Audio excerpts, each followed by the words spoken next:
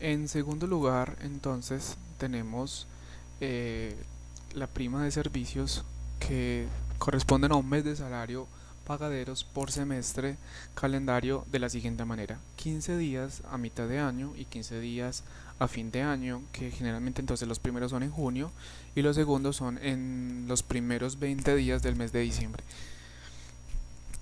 Personalmente pienso que esta prima de servicios es muy importante en la ciudadanía colombiana, porque esto permite cubrir gastos que en estos 2 meses del año se presentan tan altos y son realmente necesarios para cubrir gastos extensivos de la familia, sea para regalos, sea para vivienda, sea para otros beneficios, recreación, pero se vuelven necesarios sobre todo cuando las familias son numerosas. Esta de prima de servicios está regulada bajo el artículo 306 del Código Sustantivo del Trabajo. Finalmente, entonces tenemos estas dos que también son a cargo del empleador, que son los intereses por cesantías, que son controlados bajo la Ley 52 de 1975. Es decir, son intereses legales del 12% anual sobre el valor de la cesantía acumulada del 31 de diciembre de cada año. Esto lo que permite es entonces, como dice la palabra, aumentar los intereses en las cesantías de tal manera que eso se vuelva como un ahorro.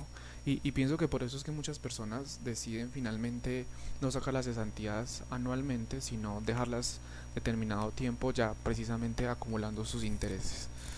Y finalmente entonces tenemos la dotación, que también hace parte a cargo del empleador, que esta se regula bajo la ley 11 de 1984 en el artículo 7. Y, perdón, y esto se entrega a quienes devenguen máximo 2 salarios mínimos. Y después de que ya lleve más de 3 meses trabajando, yo creería que es después de que pasen el periodo de prueba, ¿cierto? El primer periodo de prueba. Esta dotación me parece muy importante porque hay trabajos que lo requieren. Por ejemplo, las personas que trabajan como enfermeras, médicos, trabajos en alturas, cocineros, bartender, todas estas relaciones laborales que requieren una dotación específica debido a la salubridad que se maneja en el trabajo. Y no obstante, cualquier trabajo requiere de esta dotación, sea por ejemplo en oficina, para constantemente tener una adecuada vestimenta para la presentación en el mismo trabajo, ¿cierto? Bueno, luego entonces tenemos las prestaciones sociales a cargo de terceros, que se llama pues también para fiscales.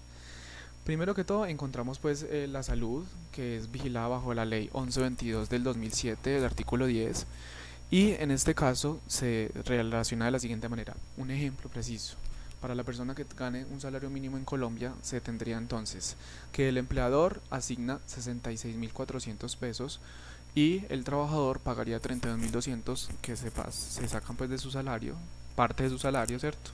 Porque no se le puede como tocar pues el salario básico que se está designando, ¿cierto? Y por mes entonces se asigna 97.600 pesos al trabajador que cotiza con el salario mínimo, ¿cierto? Yo creo que muchos trabajadores independientes lo hacen. Por ejemplo, mi madre es trabajadora independiente y ella devenga bajo el salario mínimo. Entonces ella presta servicios, en este caso de salud, con base a este cálculo del salario mínimo.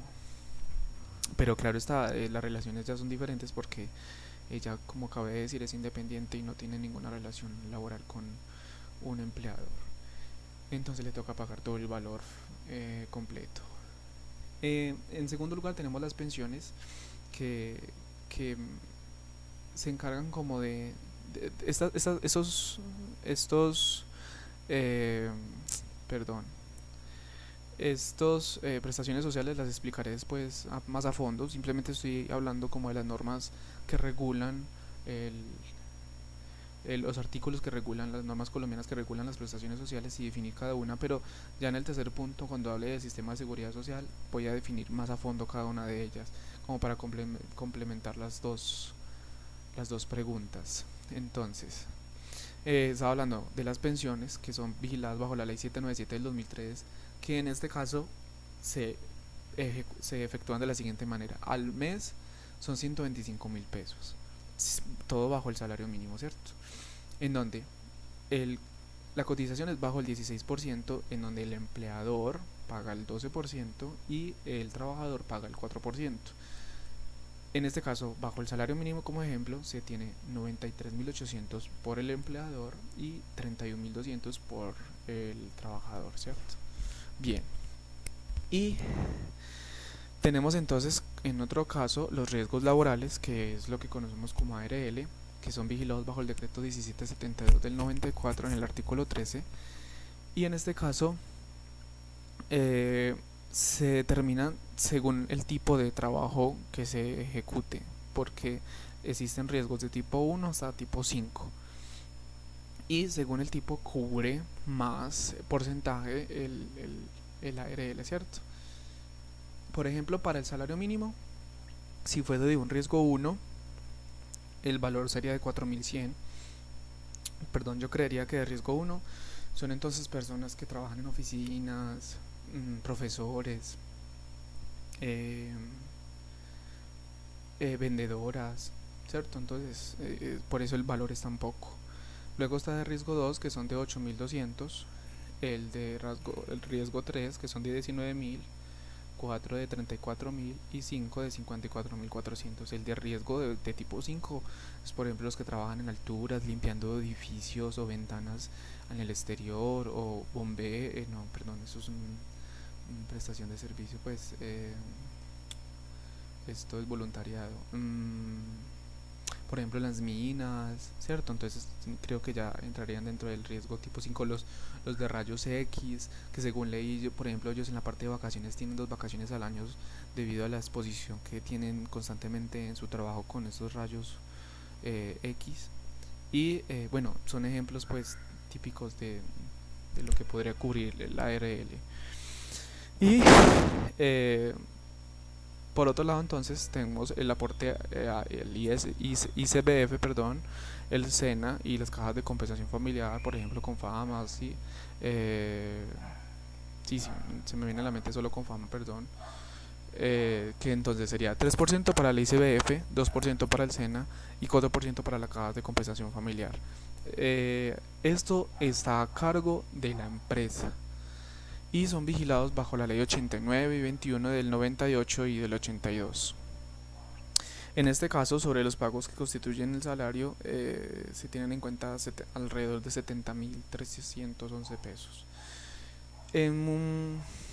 Y también el subsidio familiar que se paga por las cajas de compensación familiar, sí, en dinero a quienes devenguen hasta 3.124.968. Qué pena que esté mirando tantos datos, pero son datos pues que son difíciles de memorizar.